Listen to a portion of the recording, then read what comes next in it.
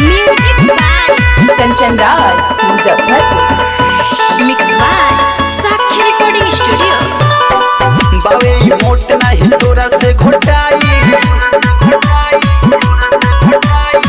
लगो बेटे हूँ चिल्लाए माई माई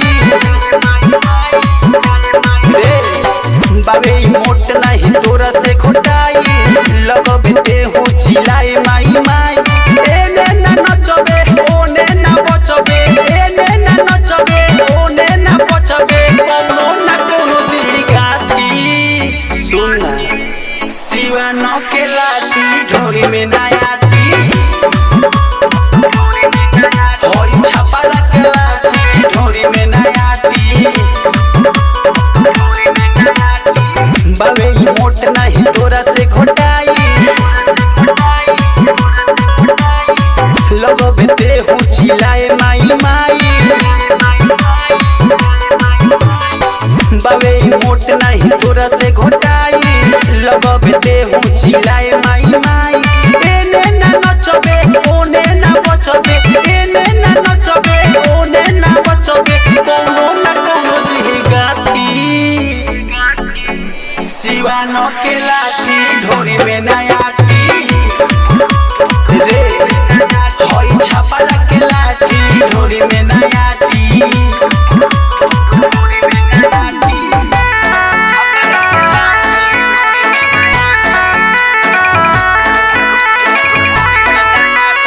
म्यूजिक बाय कंचन राज मुजफ्फरपुर। चढ़ल जवानी तोर उमर बा कमरे, छोटे छोटे अभी बाटे तोर कमरे। चढ़ल जवानी तोर उमर बा कमरे, छोटे छोटे अभी बाटे तोर कमरे। गजब के बाटे ई तोरे समान रे, देख के ढीला हो जाई मान रे।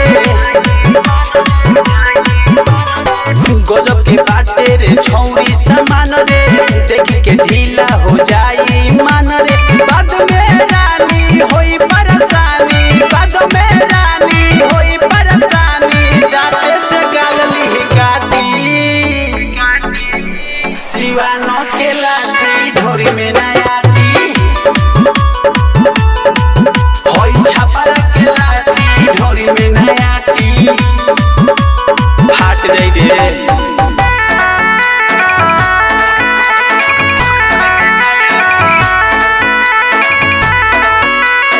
Music by Kanchan Raj Muzaffarpur. अमर मुकेश के पूछो जनी हलका, फेंको देबू हो रानी तू ललका। विकास रितेश के पूछो जनी हलका, फेंको देबू रानी पलवर में ललका।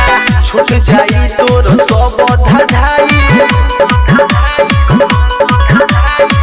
निमन मरद से बारे पकड़ाई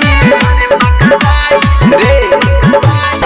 छूट जाई तोर सब धधाई निमन मरद से बारे पकड़ाई। कहे रवि चंदन मारे तो दंदन, कहे रवि चंदन मारे तो दंदन, मरद हमे खाटी छापा के लाती ढोरी में नयाती होई सिवान के लाती ढोरी में नयाती।